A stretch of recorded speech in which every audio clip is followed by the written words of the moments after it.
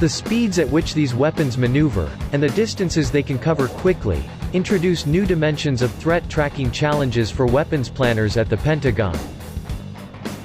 Skimming and bouncing along the upper boundaries of the Earth's atmosphere, just prior to descending upon targets while traveling more than 5 times the speed of sound, hypersonic weapons can travel thousands of miles to a point of attack in a matter of minutes.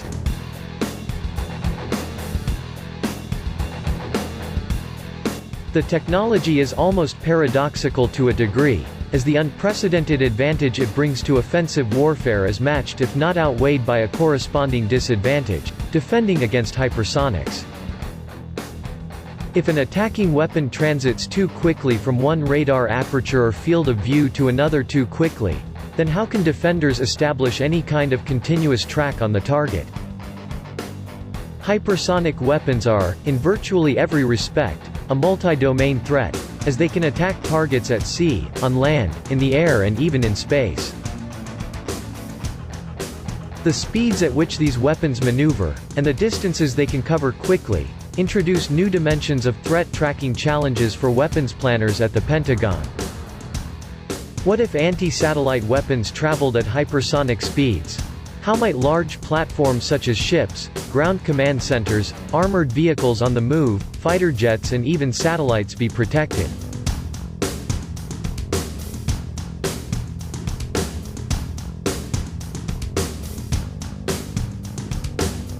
While it is often discussed that there is ongoing work in this area, many specifics are not likely to be available for security reasons, yet there are several interesting areas of defensive possibility which seem to invite speculation.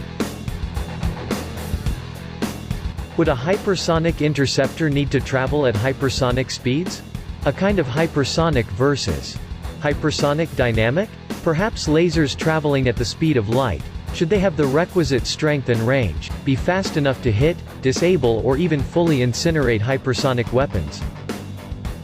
Maybe there could be newer methods of networking otherwise segmented radar and missile warning systems together into a mesh of nodes or protective web able to follow or track the flight path of a hypersonic weapon?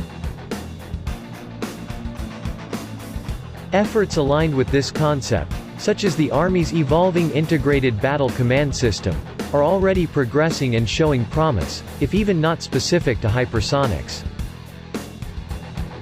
Certainly, the IBCS concept of operations, which seeks to merge, synthesize and network otherwise disparate defensive sensor and radar nodes spread across vast distances or swaths of terrain, might offer some relevant insight into the realm of the possible when it comes to hypersonic defense.